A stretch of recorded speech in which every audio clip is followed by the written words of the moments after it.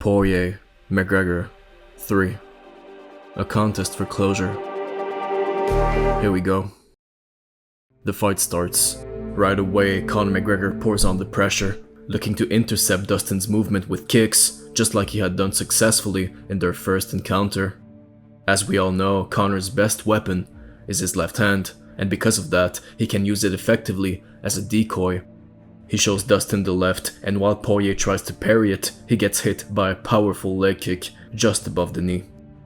10 seconds later, another kick's coming in the direction of the same target, but Dustin lifts his leg up right before contact, and Conor's foot lands directly on Poirier's knee. The diamond points at Conor's leg. He knows something's up. Now the next sequence is very reminiscent of the second fight between the two.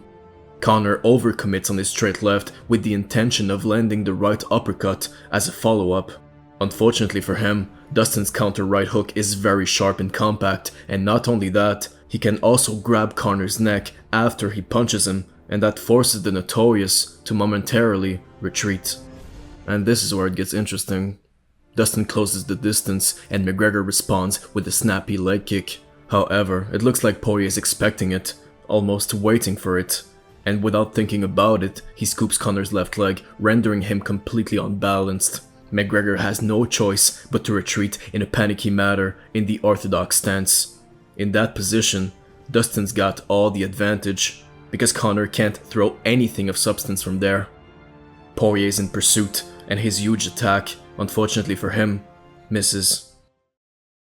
Then McGregor goes for the home run, 2 twitchy little steps, a rangefinder, and a downward left designed for destruction.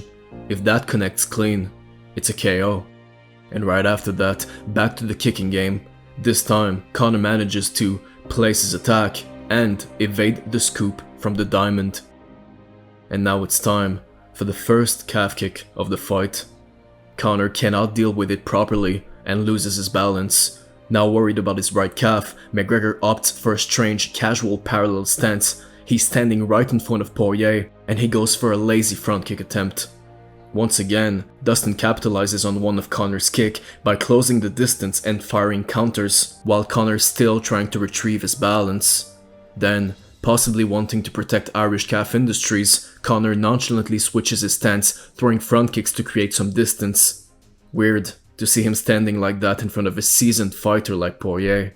Dustin flicks the low kick again, and this is the way many people thought Conor would deal with calf kicks, by circling away from them while pointing his shin towards them, because that's one of the only ways to actually minimize the impact. Then, as Conor misses badly, Dustin hits him right in the teeth. He points at him, follows him. Conor gets hit with a jab and tries to force Dustin away with a left leg attack. But still, the diamond's the one to push right back. He scoops the leg. Conor's got no balance, nowhere to go, no defense against Poirier's big left. The stunned Notorious retreats, and once he shows this pattern, you know he's in trouble. This is usually what he does when he's starting to wilt under the pressure of his opponent, and Dustin feels it. He is the aggressor now. Jab, uppercut, piercing Conor's shell. Then, a huge left hand incoming makes McGregor feel trapped. He's got no choice but to duck down, and he is the one to initiate the clinch. Now that he's relieved some of the pressure, his best course of action probably should be to get out of the grappling exchange as soon as possible. He doesn't have to prove he's a well-rounded MMA fighter. He should put himself in positions where he's the most dominant, and that is center of the octagon, standing up, where he can conserve his precious explosiveness. Because of his fast-twitching muscle fibers, Conor will tire out faster than Dustin in the grappling for the same level of effort. It doesn't make sense for him to stay there if he can separate easily, which is the case right here. But instead, he makes a big mistake and throws a light knee.